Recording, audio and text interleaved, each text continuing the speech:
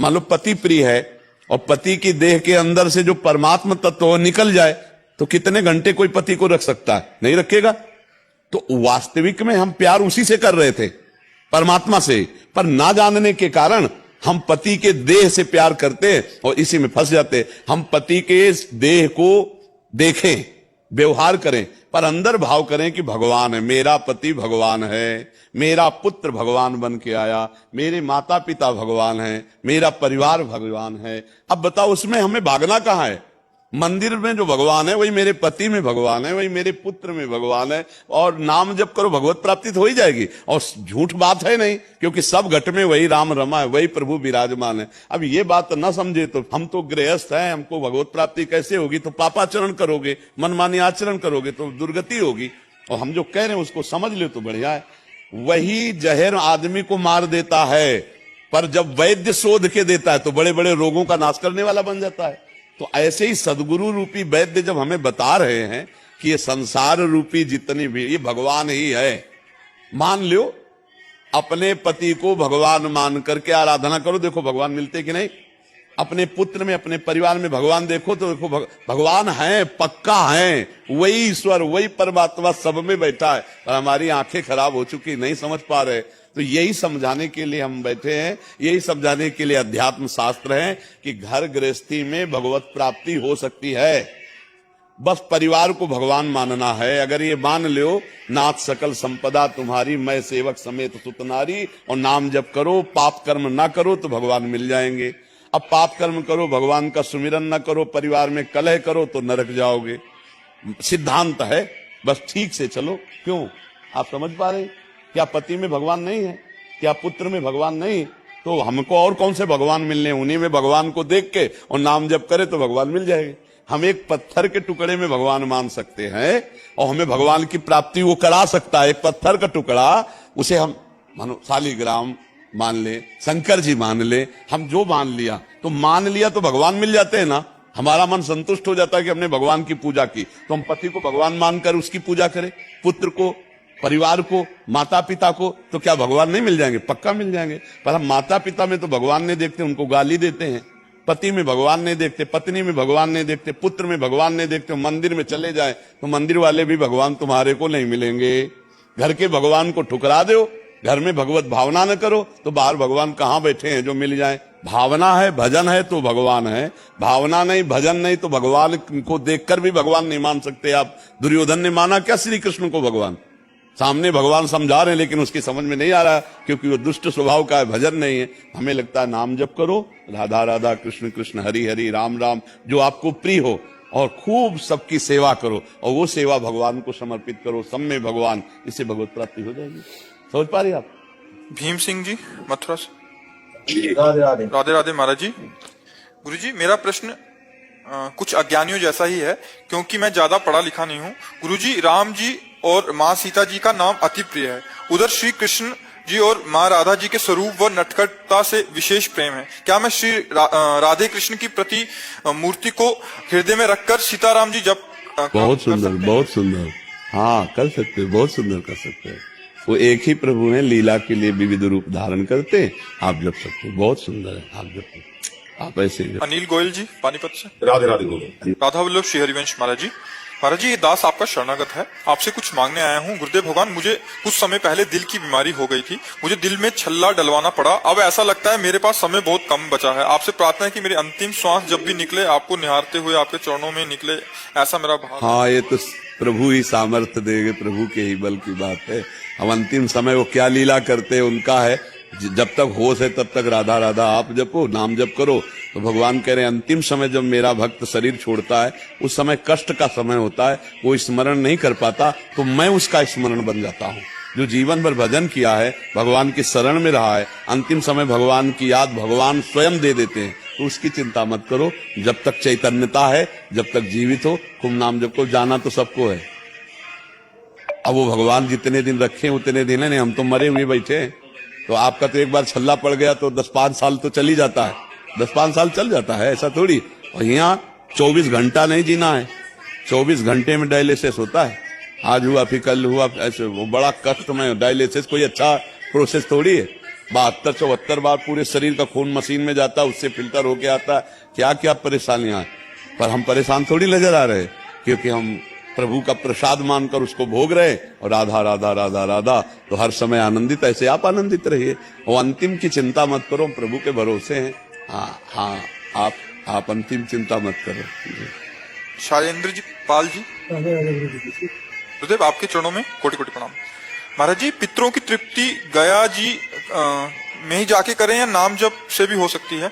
या नहीं, आपके पास पैसा हो, समय हो, तो भगवान ने बनाया है, गया जी बनाया है, जरूर जाना चाहिए। वहाँ श्राद्ध पिंडदान करना चाहिए उस पद्धति से, जैसे वहाँ के ब्राह्मण लोग जो कराते हैं उस पद्धति से करो। नाम जप भी करे, नाम जप भी दे। जब अगर हमारे पुरखों ने हमें जमीन दी है, हमें रुपया दिया है, हमारे पास सामर्थ्य है, तो हमें समय निकाल कर जाना चाहिए और गया में पिंडदान करना चाहिए और श्राद्धादि करना चाहिए और नाम जप करके नाम जप भी देना चाहिए। तो ऐसा नहीं है, वो बनाया हुआ भगवान का विधान है, तो वैसे ही हमें करना चाहिए। नाम जप भी करना चाहिए, उससे भी हो जाएगा। पर भगवान ने विधान बनाया है ना, तो अगर हमारे पास पैसा नहीं है तो भाई बात अलग है। अगर हमारे पूर्वजों ने हमको जमीन दी है, पैसा है, तो उनके कल्याण के लिए, मंगल के लिए हमें गया जाना चाहिए, वहां श्राद्ध करना चाहिए, पिंडदान करना चाहिए और नाम कीर्तन नाम जप करना चाहिए। ठीक है। डॉक्टर पंकज शुक्ला जी, राधा वल्लभ श्री राधा वल्लभ श्री हरिवंश महाराज जी, आपके चरणों में कोटि कोटि प्रणाम। महाराज जी, पश्यंती वाणी से जाप एवं निर्वाणी क्रिया में क्या भेद है? आप किस मार्ग में चल रहे हैं? महाराज जी, पहले परमहंस अमृत झिरिया जी ने मुझे प्रणव का जाप बताया था, जीव को नीचे लगा के और ओम का जाप करना। पर जब से आपने बताया पश्यंती जाप में जीव ऊपर लगा के और जाप करना है, तब से लगातार चल रहा है महाराज। तो शांत रहिए, आगे की बात अपने आप प्रकाशित हो जाती है। ये वैखरी है जो आप सुन रहे हैं। जब हम उपांशु में पहुंचते हैं तो हमारे सामने नाम दिखाई देना चाहिए, जो हम नाम जप रहे हैं, जैसे राधा राधा राधा। अब हमारा हल्की सी जबान हिल रही,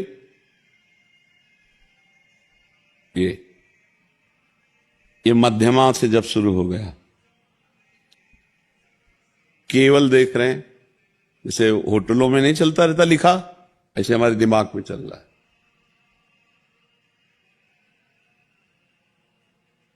चल रहा है बस। पश्यंती परा, हर जैसे धड़कन हो रही है, ऐसे रोम रोम से निकल रहा, राधा राधा राधा राधा। हम आपकी तरफ देख रहे हैं तो नाम दिखाई दे रहा है, कानों में गूंज उसी की सुनाई दे रही, धड़कन उसी से, ये क्रमशः पहुंच जाता है। इसमें ये नहीं कि हम पश्यंती से शुरू कर दें, हम मध्यमा से शुरू कर दें या हम परा, ऐसे नहीं। यहां स्थिति पहुंचती है, पहले वैखरी से शुरू होता है, फिर उपांशु में जाते हैं, मध्यमा में, फिर पश्यंती में, फिर परा में रोम रोम रग रग भगवदाकार हो जाता है। समझ रहे? क्या प्रश्न था? जी, पश्यंती वाणी से जाप एवं निर्वाणी क्रिया। निर्वाण, निर्वाणी निर्वाणी का मतलब क्या है?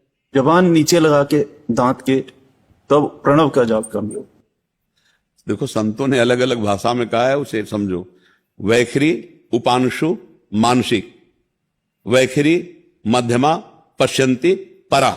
अब उसी को किसी भी शब्दों में बोलते रहो, यही सिद्धांत है वाणी के, यही सिद्धांत है। जब परावाणी का मतलब होता है जपा जापो, जप नहीं रहा, स्वाभाविक हो रहा है, होता रहता। अब इसको छुपाना चाहिए, कभी गर्व नहीं करना चाहिए। दो बातों में ध्यान रखना, इसको प्रकाशित मत करना कहीं भी, और गर्व मत करना कि मेरा तो निरंतर चलता है, नहीं विक्षेप पड़ जाएगा।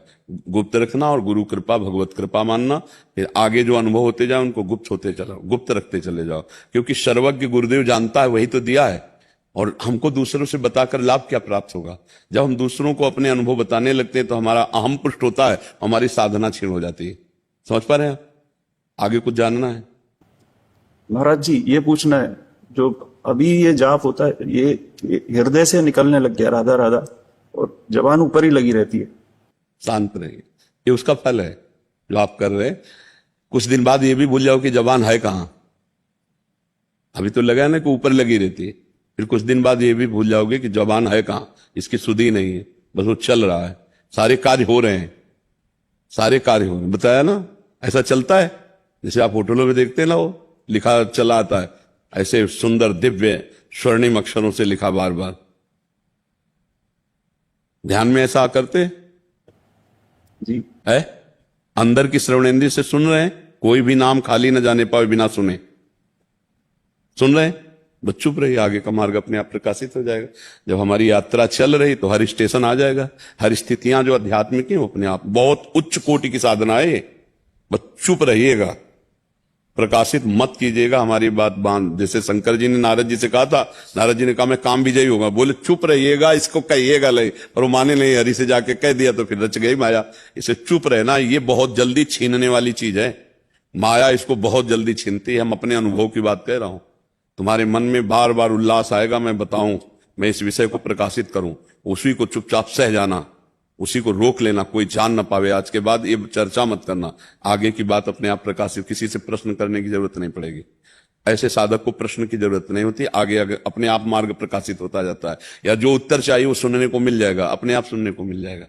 ठीक है, धैर्य पूर्वक जपिएगा, संयम में चलिएगा। अभी कोई स्थिति नहीं आई है, आगे विषय का प्रलोभन आएगा, विषय का प्रलोभन भोगो फ्री। हमारी बात नोट कर लेना डायरी में जाके, और इतनी जोर का विषय आकर्षण होगा कि ये छोड़ो, भोगो, बस उसे धर्म पूर्वक ही रहना, अधर्म आचरण न करना, नहीं इसके गायब होने में देर नहीं लगती। आप प्रयास करोगे जबान लगा के तो भी नहीं होगा। जो चल रहा है बहुत कृपा से चल रहा है, बहुत जन्मों के पुण्य एकत्रित हुए तब ये चल रहा है। अब इसको संभाल लो, आगे का रास्ता अपने आप प्रकाशित हो जाएगा, अपने आप अनुभव में सब कुछ आने लगेगा, तत्व ज्ञान, रूप दर्शन, प्रेम, सब कुछ होने लगेगा, निराकार साकार सब कुछ बोध हो जाएगा। ठीक है, चुपचाप चलते रहो। महाराज जी, आप त्रिपुरा एक जगह है, स्टेट है, उसको माँ त्रिपुरा सुंदरी के चरणों की धूल हूँ मैं महाराज। वहाँ के मुख्यमंत्री थे अभी, उनकी धर्म। मैं कुछ नहीं, सिर्फ चरणों की धूल हूँ। विचलित हूँ, भ्रमित हूँ, मन में बहुत द्वेष है। हर रोज एक ही प्रश्न से लड़ रही हूँ, उसका उत्तर आपसे चाहती हूँ।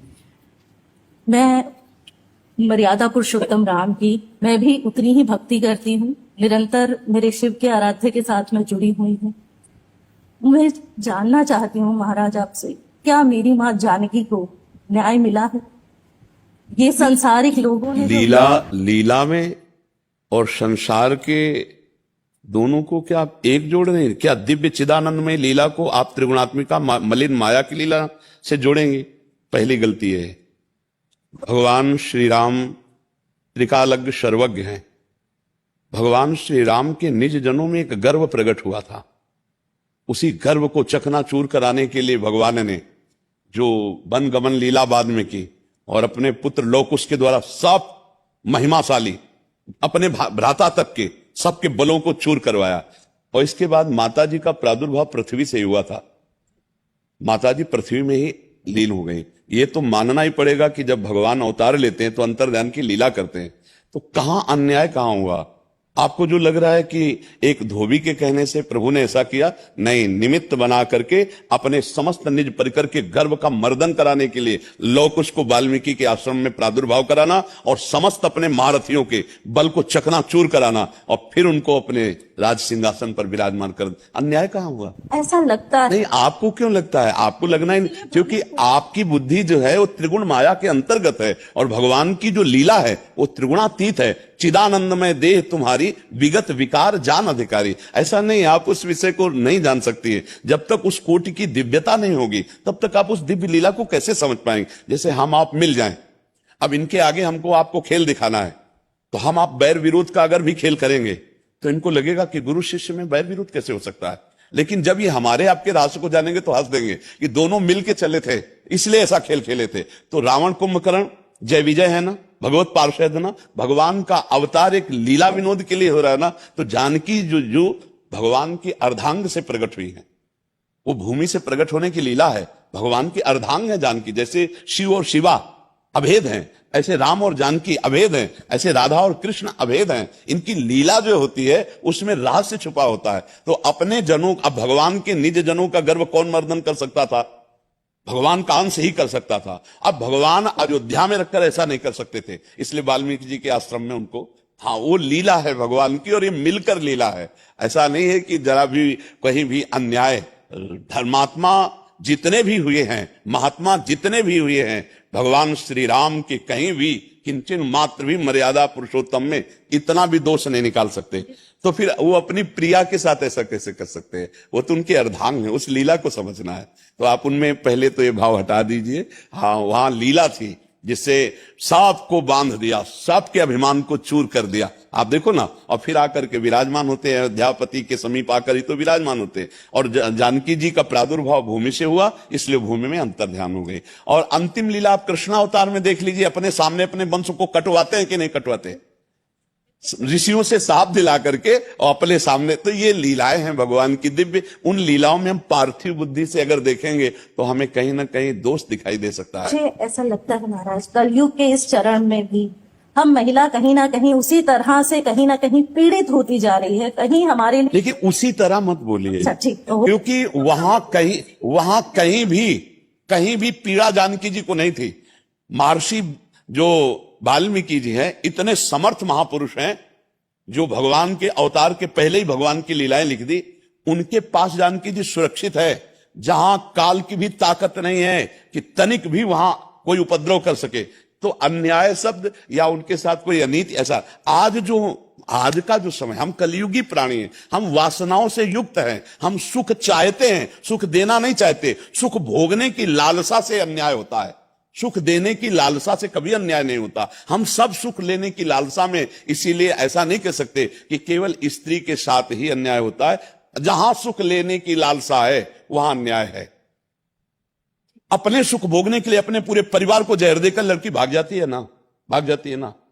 एक पुरुष से ब्याह होने के बाद दूसरे पुरुष का वरण कर लेती है, अपने पति की हत्या कर देती कि नहीं कर देती? कि या स्त्री के साथ ऐसा व्यवहार किया जाता है या पुरुष के साथ व्यवहार किया जाता है, एक पक्ष में आप देख नहीं सकती। आप देखिए, जो अपने सुख में पागल है वो कुछ भी कर सकता है, वो चाहे स्त्री हो या पुरुष हो। आप इस विषय को देखिए, क्या पुरुष ही या स्त्री ही, हम ऐसा नहीं कह सकते, क्योंकि समान भाव से जब दृष्टि डाल के देखो तो आप तो संसार में हजारों केस ऐसे हैं जो माताओं बहनों के द्वारा नहीं होना चाहिए वो होते हैं, हजारों केस ऐसे जो पुरुषों के द्वारा नहीं होना चाहिए वो होते हैं। अपने बच्चों को काट दिया, अपने पति को मार दिया और दूसरे पति के साथ भाग गई। आप अगर ये कहेंगे कि स्त्रियों के साथ ही अत्याचार होता है, तो हम ये कहने के लिए तैयार हैं कि आज की स्त्रियां वो स्त्रियां नहीं हैं।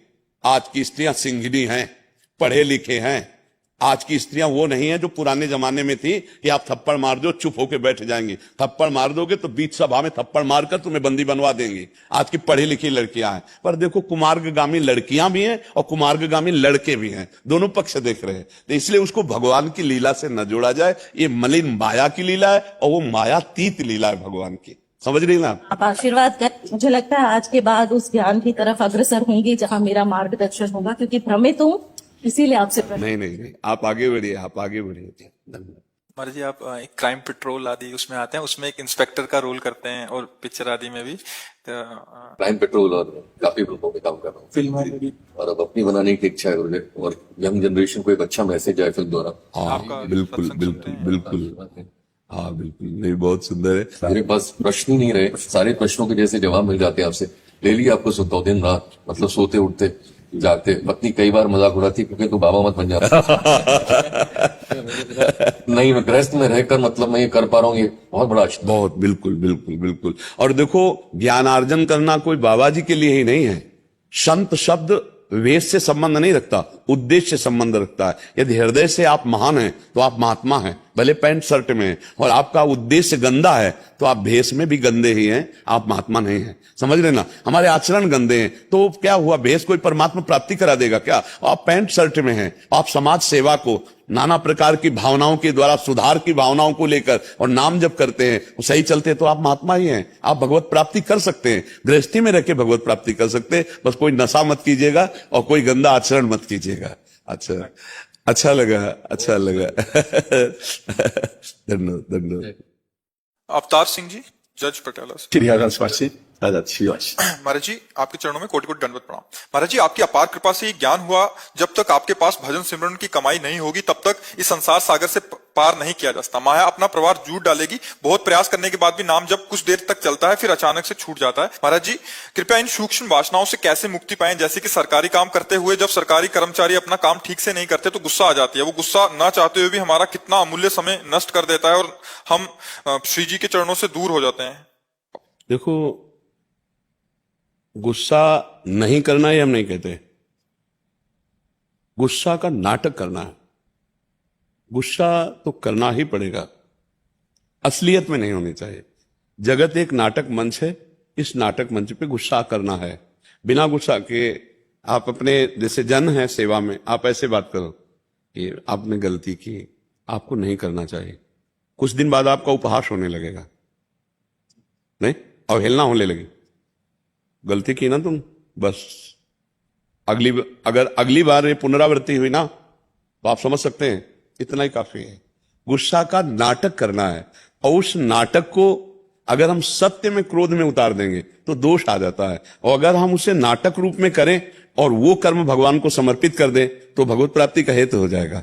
जैसे गुरु को शिष्य के प्रति दोष दर्शन करने का अधिकार है और क्रोध करने का अधिकार है। अध्यापक को विद्यार्थी के प्रति है कि वो दोष दर्शन करे, डांट लगाए, निर्दोष करे। माता पिता को पुत्र के लिए और स्वामी को सेवक के लिए।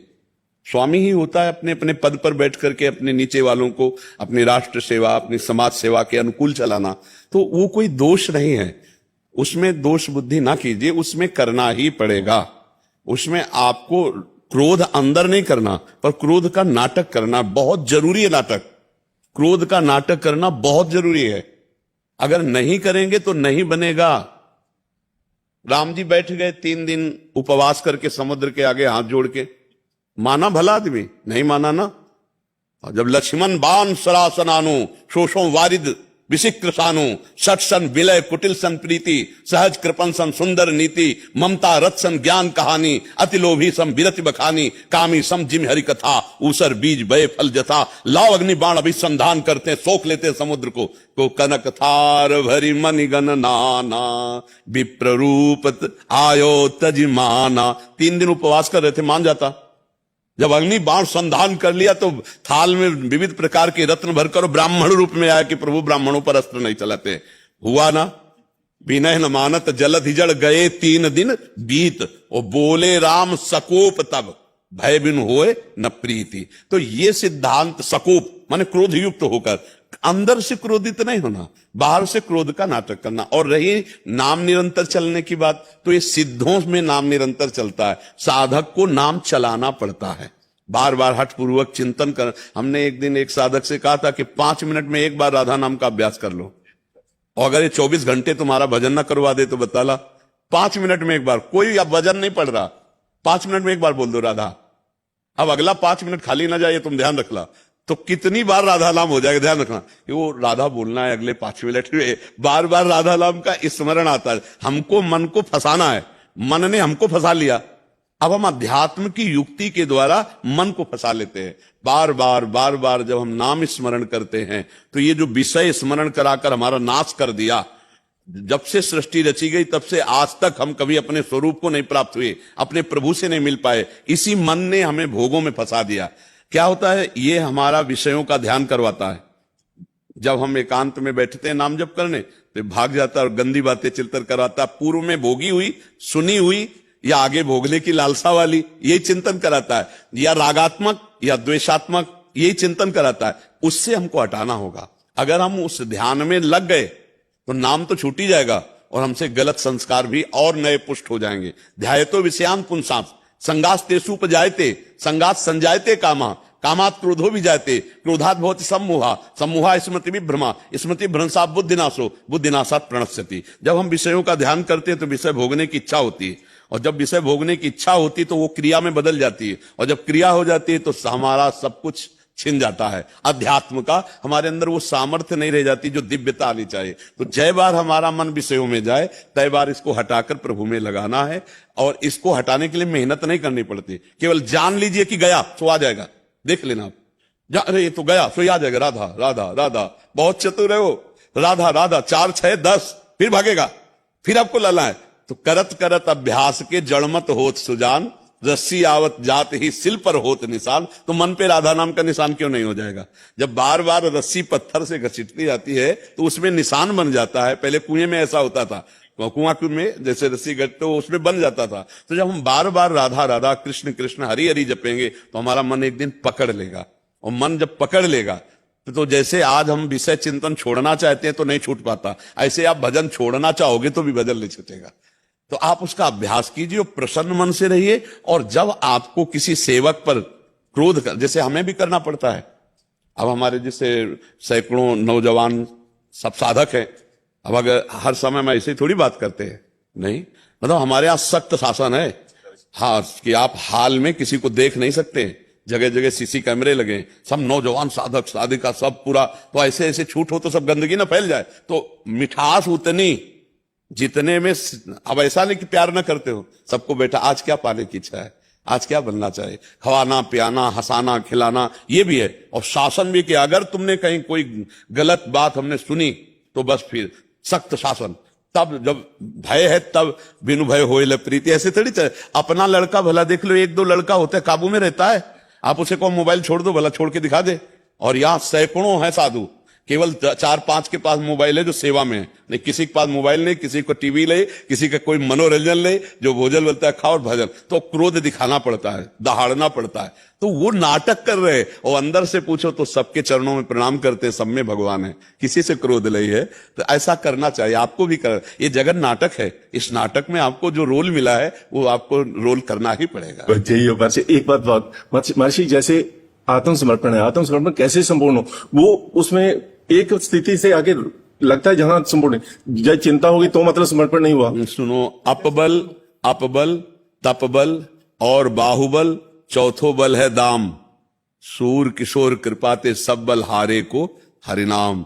आत्मसमर्पण तभी होता है जब चारों तरफ कोई हमारा नहीं दिखाई देता, ये हमारे किए नहीं होगा, ये परिस्थिति आती है। जैसे द्रौपदी जी को जब घसीट कर महल से दुशासन ला रहा है तो उसी समय भगवान को पुकारती, लेकिन भगवान को नहीं पुकारा, क्योंकि उनको बल था कि मेरे 5 महावीर पति हैं।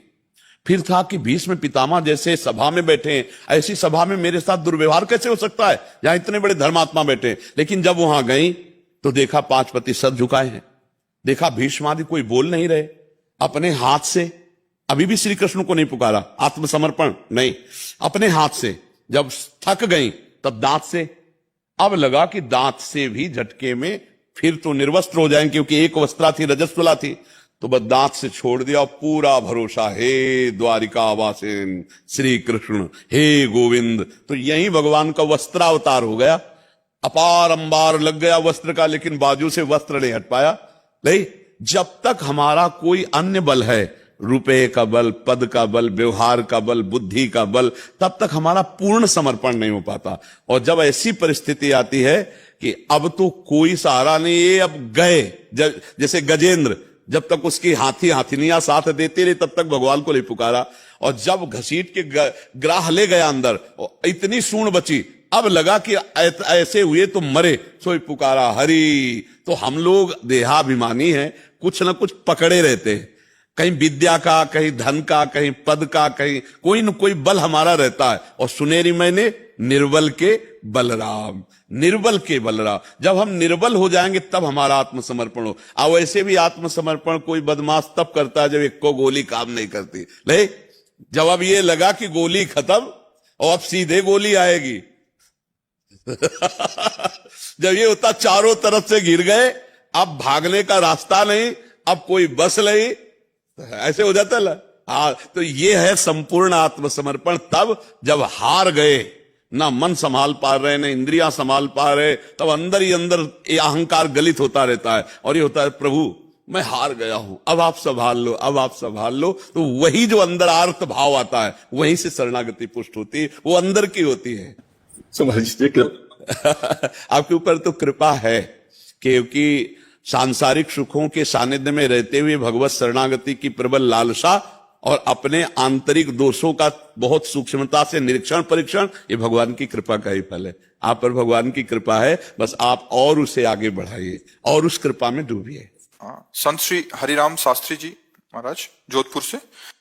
राधे राधे महाराज जी। महाराज जी, राम स्नेही संप्रदाय के आदि आचार्य ने श्वासोश्वास राम नाम साधना प्रारंभ की, जिसमें श्वास लगाई, आरती करके विरह जगाई। महाराज जी इस पे प्रकाश डालें महाराज। हमारे यहाँ भी राधा नाम को ऐसे ही जपने को बोला गया है। नाम श्वास दो बिलग चलत हैं, इनको भेद नमो को भावे, श्वास ही नाम, नाम ही श्वासा, नाम श्वास को भेद मिटावे। जिस समय हमारे हृदय में निरंतर भगवत स्मृति जागृत होती है तो संपूर्ण राग का नाश होता है। जो हमारा देह राग है, जो हमारा भोग राग है, तब हमारे सत्य सच्चिदानंद के मिलन की आर्त भावना जागृत होती है, दैन्य भावना जागृत होती है, विरह भावना जागृत होती है। जब हमारे हृदय में अश्रु प्रवाह की, नाम की रोम रोम प्रफुल्लित पुलकित, तब जाकर के अखंड प्रसन्नता का जागरण होता है, जिसमें अनुभूति होती है अपने स्वरूप की। भक्त को भगवत प्रेम में अनुभूति होती है स्वरूप की, और ज्ञानी को निर्विकार प्रसन्नता में अनुभूति होती है अपने स्वरूप को। अनुभूति होना दोनों को, जैसे मम दर्शन फल परम अनुपा, जीव पाव निज सहज स्वरूपा, बिना स्वरूप बोध के इस संसार चक्र से मोक्ष नहीं हो सकता, मुक्ति नहीं हो सकती। पर प्रेमी जन मुक्ति नहीं चाहते, पर फिर भी स्वरूप बोध होना अनिवार्य है, क्योंकि देह भाव से प्रेम का प्रादुर्भाव नहीं होता। बिना देह भाव विस्मृत प्रेम में स्थिति नहीं होती। ये देही का राग, देह संबंधी भोगों का राग, मना कष्टानि इंद्रियाणि प्रकृति स्थानि कलसति, और देह संबंधियों का राग, ये मिट जाए तो संपूर्ण बात बन जाए। और इसके लिए चाहिए संसार का चिंतन छूटना। अब वो चिंतन कैसे छूटे? तो संतों ने जो हमें मार्ग बताया वो क्या? नाम श्वास दो बिलक चलत है, इनको भेद न मोह को भावे, श्वास ही नाम, नाम ही श्वासा, नाम श्वास को भेद मिटावे, और रोम रोम जब रग रग बोले तब कुछ स्वाद नाम को पावे। वो नाम चाहे आप निर्विकार सच्चिदानंद निराकार प्रभु का कहो, या जो प्रेम विकार प्रकट करने वाले महारूप राज सच्चिदानंद प्रभु का जो साकार रूप कहो, चाहे जल कहो चाहे बर्फ कहो, बात दोनों में एक ही है। वही परमात्मा तत्व विराजमान है। जो भक्ति भाव से चलते हैं वे साकार भगवान की उपासना करके तत्व में स्थित हो जाते हैं, तत्व में सब स्थित हो जाते हैं। जैसे अपने लोगों को शिक्षा दी गई है इस मार्ग में कि ये क्रूरा अपिपापिनो न च सताम संभाष्य दृश्याचे सर्वान वस्तुतया निरीक्ष परम स्वाराध्य बुद्धिर्मम। जो क्रूर हैं, पापी हैं, दुष्ट हैं, संतों के संभाषण योग्य भी नहीं है, ऐसे में भी साक्षात राधा वल्लभ लाल विराजमान है, ऐसी दृष्टि रखो। तो सर्वम खलमिदम ब्रह्म ने नानास्ति किंचन, बात तो वही आ गई। चाहे भक्ति से हम उन्हें राधा वल्लभ लाल बोलते हैं, ज्ञान से उन्हें ब्रह्म बोलते हैं, योग से उन्हें परमात्मा बोलते हैं, बस आर्त भाव प्रकट होना कठिन है। जो अहम है, साधन अभिमान है, ये आर्त भाव नहीं आने देता। जब इसीलिए महाप्रभु चैतन्य देव जी ने भजन की पद्धति को सिद्ध करने के लिए कहा, तृणादपि सुनी चेन तरोरु सहिष्णुना अमानिना मान देन कीर्तनिया सदा हरि। यदि हम अपने को तृण से भी नीच समझे, भक्ति मार्ग में ज्ञान में सबसे ऊंचा कोई है ही नहीं दूसरा, और भक्ति में सबसे नीचा, बस मार्ग में इतना अंतर है, आखिरी में एक ही रहता है। जैसे ज्ञान में है बस एक ही है बस है ज्ञान में, और भक्ति में जब हम आते हैं तो यही है, इस रूप में आता है। ब्रह्म नहीं, माया नहीं, नहीं जीव नहीं काल, अपनी उसु दिना रही एक रहे नंदलाल। हमारी जहां आसक्ति है बस वही रह गया, एक ही रह गया। सवाल तभी हल होगा जब एक ही रह जाएगा। अनेकता होने के कारण हमारे हृदय में ना आर्त भाव आ रहा है, ना प्रेम भाव आ रहा है, और ना ब्रह्म बोध हो रहा है। बस इसी की कमी रह गई है कि जो हम अपने आप को समेट लें, जितना हमारा फैलाव हो चुका है उसको हम समेट लें। समेटना बहुत कठिन महाराज जी। प्रवचन कर लेना बहुत सरल है, लेकिन समेटना बहुत कठिन है। जब मन इंद्रियों के साथ भोगों में विचरण करने के लिए चल पड़ा, अब उसको रोक ले, वही महात्मा है। बहुत कठिन बात, बहुत कठिन बात।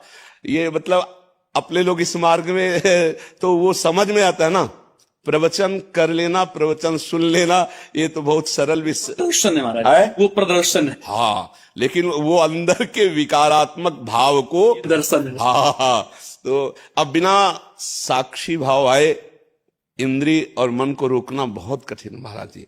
जब हम इंद्री और मन में तदात्म होते कि मैं देखूंगा, मैं सूंघूंगा, मैं भोगूंगा, मैं चखूंगा, बड़ा मुश्किल है। जब तक दृष्टा भाव, साक्षी भाव नहीं आता है तब तक बहुत कठिन बात है। अब होता क्या, नाम जब तो हम शुरू करते हैं लेकिन नामापराध बनते हैं तो नाम का प्रकाश नहीं हो पाता है। हम परमार्थ पे चलते हैं पर चलने की प्रक्रिया जो हमारी है वो गलत है। जैसे हमें जाना है बिहारी जी, हम बहुत दौड़ रहे हैं लेकिन छठी कला की तरफ, लक्ष्य नहीं मिल पाएगा। तो हमारी चलने की प्रक्रिया सही हो, हमारी चलने की प्रक्रिया सही हो तो हम बहुत धीमी गति से चलने पर भी अपने लक्ष्य को प्राप्त कर ले। शांति रव्यर्थ कालत्वम विरक्तिर मान शून्यता, आशा बंदा समुत्कंठा नाम गाने सदा रुचि आसक्तिस्तद गुणाख्याने प्रीतिस्तद वसति स्थले इत्यादि भावांकुरे जनाहा। जब ये स्थिति आवे तो हम सही मार्ग में चल रहे हैं। क्या? शांति। हमें कोई गाली दे, हमारा कोई अपमान करे, तिरस्कार करे, जैसे कोई विदेशी भाषा में हमें गाली दे और हम नहीं जानते तो हम हंसेंगे और चल देंगे, ऐसे जब हमारी भाषा में हमको गाली दे और हम समझें और मुस्कुरा के चल दें, उसे शांति कहते हैं। शांति, जो कोई हमारा अपमान करे और हम उसका मंगल मनाएं। पहला इस सूत्र जो परमार्थ का है वो बहुत बहुत ही कठिन रखा गया। शांति पहला ही रखा गया है। साधु का सबसे बड़ा गुण है तितिक्षा। जब कपिल भगवान साधु के लक्षण वर्णन तो तितिक्षवा सबसे पहला लिखा। ये तितिक्षा में हम फेल हो जाते हैं। जो यम ही न व्यथ्यंते पुरुषम पुरुषर्षव सम दुखा सुखाधीरम सोमृतत्वाय कल्पते। जो इस व्यथा को सह जाए, महाराज व्यथा को सहना बहुत कठिन है।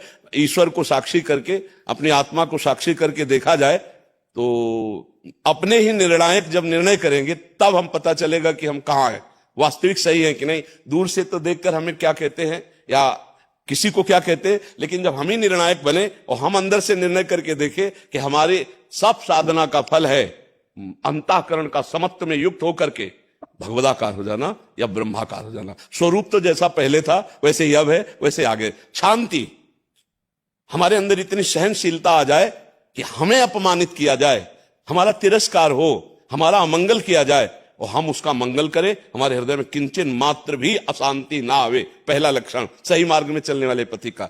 अव्यर्थ कालत्वम, एक सेकेंड भी हमारा व्यर्थ न जाने पावे। त्रिभुवन की राज लक्ष्मी देने पर भी जो आधे पल के लिए भगवान का सुमिरन नहीं छोड़ता वही महाभागवत है। शांति अव्यर्थ कालत्वम और विरक्ति, संपूर्ण भोगों से वैराग्य। त्याग कहते हैं भोग की इच्छा होने पर हम नहीं भोगेंगे क्योंकि भगवत मार्ग के पथिक है, और वैराग्य कहते हैं भोग की इच्छा ही ना हो। विरक्ति और मान शून्यता, किंचन मात्र भी मान की आकांक्षा ना हो, सभी मान प्रद आप अमानी। मान शून्यता। आशा बंधा, ये दृढ़ आशा है किसी जन्म में हम जीवन मुक्त होंगे, भगवत प्राप्त होंगे, इसी जन्म में मुझे भगवत प्राप्ति करनी। समुत्कंठा नाम गाने सदा रुचि, उत्साह संपन्न होकर सदैव नाम में डूबा रहना। देखो, बिना नाम के किसी भी संप्रदाय के कोई हो आगे नहीं बढ़ सकता।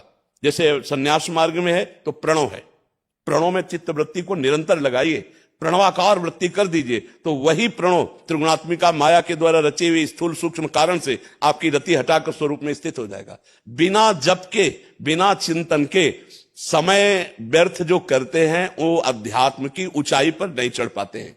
विरक्ति मान शून्यता, आशाबंदा समुत्कंठा नाम गाने सदा रुचि। उत्कंठा, उत्साह सहित मानो परम धम हम बटोर रहे हैं। ऐसे जैसे गरीब आदमी रुपया के लिए ओवर टाइम करता है, ऐसे हम अलग एकांत छुप करके अपनी चित्त वृत्ति को अपने आराध्य देव के नाम में लगाएं। जितना नाम हमारा चलेगा उतना ही हमारे अंदर ज्ञान का, भक्ति का, वैराग्य का प्रकाश होगा। और आसक्ति तद्गुणाख्याने, भगवान के चरित्रों के कथन श्रवण में आसक्ति होनी चाहिए। ये बड़े बड़े सिद्धों में देखी गई, श्री सुखदेव जी में, सनक सनंदन सनातन सनत कुमार में, भगवान शंकर में, बड़े बड़े महापुरुषों में देखी गई। तो साधक के लिए ये साधना है और सिद्धों का ये स्वादनीय विषय है, भगवान की लीलाओं का गायन, भगवान की लीलाओं का श्रवण।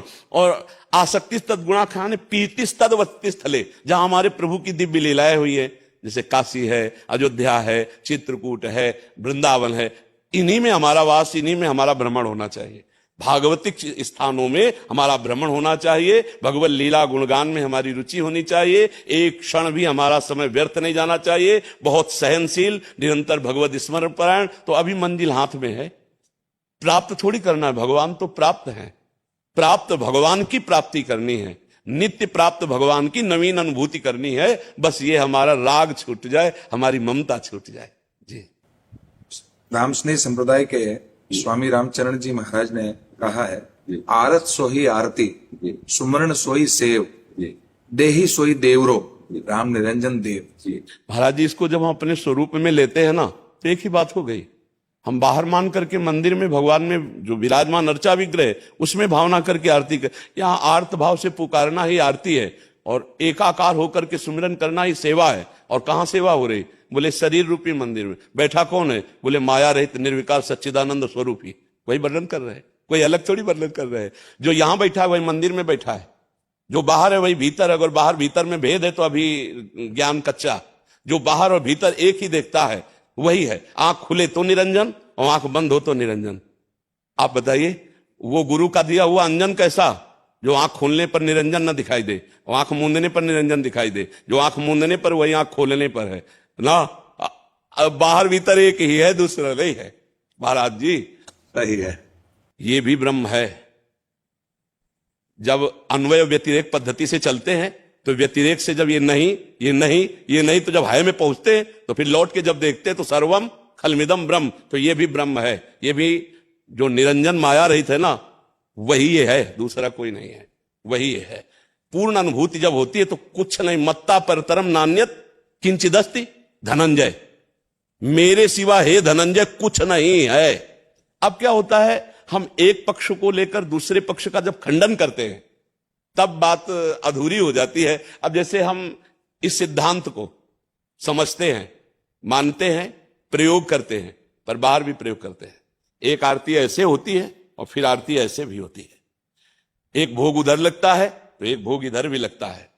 उधर भी स्वामी है तो इधर भी स्वामी है, और खोजो तो सेवक है ही नहीं। जब खोज पूरी हुई, ऐसा नहीं कि भक्त ज्ञानी होता है, भगवान ज्ञान समुद्र है, गुरुदेव ज्ञान समुद्र है। जब चित्त जुड़ता है तो संपूर्ण ज्ञान प्रकाशित हो जाता है। तो वही जो हमारे नेत्रों में अंजन बनकर बैठा हुआ है, पिय मूर्ति नैनन बसे, वही निरंजन है, दूसरा कोई है नहीं। जो अंजन बन के हमारे नेत्रों में लगा हुआ है, गौर श्याम अंजन, वही निरंजन है। और अगर कोई और निरंजन है तो अभी समझ में नहीं आया। जिसे हम अपने आराध्य देव कहते हैं वही हमारी आत्मा है। आत्मा हरिवंश प्रगट परमानंद श्री हरिवंश प्रमाण मनम, श्री हरिवंश विदिति विधि वेदम, श्री हरिवंश जो तत्व अभेदम। जब सही मार्ग से भक्ति की जाती है तो अभेद तत्व का बोध हो जाता है। जो यहां है गुरु में, वही यहां बैठा हुआ है, केवल ढांचे अलग अलग हैं। ऐसे ही मंदिर में जो हम भाव कर रहे हैं तो हृदय मंदिर में भी वही विराजमान है। नारायण या गौर श्याम को हृदय निकुंज बसइए। अब जो जहां रम गया उसके लिए वही महान है, पर खंडन ना किया जाए। जो खंडन होता है वो थोड़ा ऐसा बताता है कि ज्ञान अभी परिपक्व अवस्था को प्राप्त नहीं हुआ है।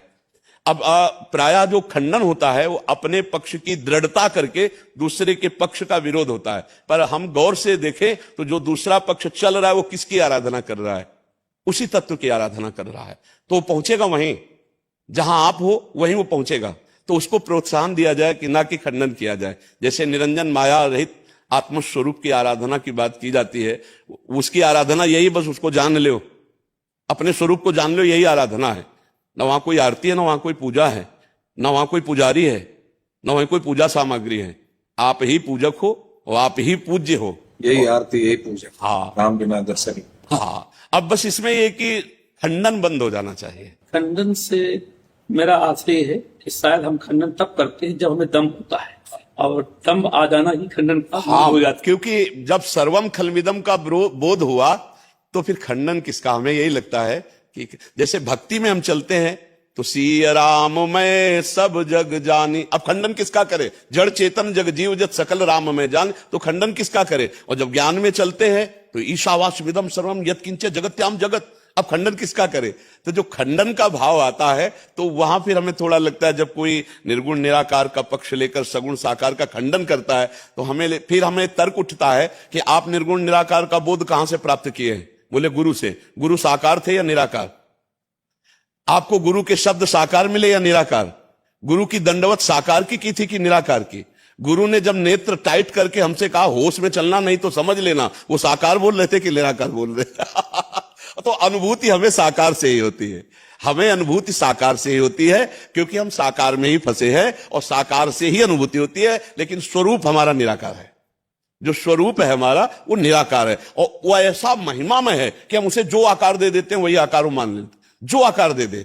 ये आज हम उस स्वरूप को स्त्री रूप में देख रहे हैं, पुरुष रूप में देख रहे हैं, मूर्ख रूप में देख रहे हैं, जड़ रूप में देख रहे हैं, चैतन्य रूप में देख रहे हैं। ये हमारा अधूरा ज्ञान है। और जब हम विद्या विनय संपन्ने ब्राह्मणे गव्य हस्तनी सुनी चो सुपाके चा पंडिता समदर्शिना, जब एक ही तत्व को देखते हैं, इन घड़ों में एक ही तत्व विराजमान है, दूसरा कोई नहीं, बस खत्म हो। जैसे जो स्वर्ण को पहचानने वाला है वो अंगूठी, हार, कंकण ये नहीं देखता, वो केवल स्वर्ण देखता है, ऐसे ही जो तत्वदर्शी है वो केवल तत्व देखता है, ये बाह्य स्वरूप भी तत्व स्वरूप ही है, तत्व के सिवा कोई वस्तु नहीं है। अब निराकार और साकार में क्या भेद हमें यही समझ में नहीं आया। हमें यही लगता है जो निराकार वही साकार, जो साकार वही निराकार, निराकार साकार कहने मात्र को है, तत्व वही है, इसमें कोई भेद नहीं है।